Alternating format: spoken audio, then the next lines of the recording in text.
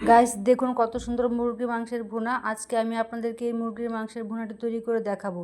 তো চলুন গাইস তৈরি করা যাক। গাইস আজকে আমি আপনাদেরকে মুরগির মাংস ভুনা করে দেখাবো। তো দেখুন গাইস, আমি মাংসগুলোকে ব্রাউন করে ফ্রাই করে নিয়েছি। আমি আলুকেও একটা সুন্দর শেপ দিয়ে ফ্রাই করে নিয়েছি। দেখুন কত সুন্দর হয়েছে দেখতে। তো গাইস চলুন রান্না করা যাক। আমি এখানে কয়েকটা তেজপাতা দিয়ে দিলাম। আর আমি এখানে সব ধরনের মুরগির মাংসের মশলা দিয়ে দিব। ধনিয়া, জিরা, তেজপাতা, আদা বাটা, সব ধরনের মাংসের মশলা আমি এখানে দিয়ে দিয়েছি।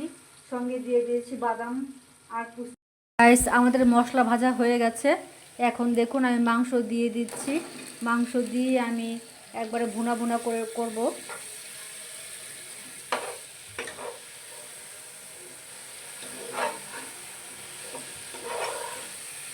আমি মশলাটা মাংসের গায়ে লাগা পর্যন্ত ভাজতে থাকবো।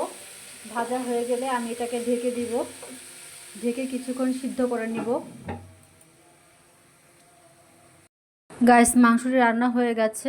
তো এখন আমি গরম মশলার গুঁড়ো দিয়ে দিব। দিয়ে ঢেকে দিব 5 মিনিটের জন্য। তো গাইস ফাইনালি আমাদের মুরগি মাংসের ভুনাটি তৈরি হয়ে গেছে। তো দেখুন কত সুন্দর হয়েছে গাইস। আমি এখানে পেঁয়াজের বেরেস্তা ছিটিয়ে দিয়েছি।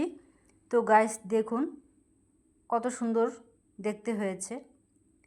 গাইস আমাদের ভিডিওটি ভালো লাগলে লাইক কমেন্ট শেয়ার করবেন, সাবস্ক্রাইব করবেন। থ্যাঙ্কস।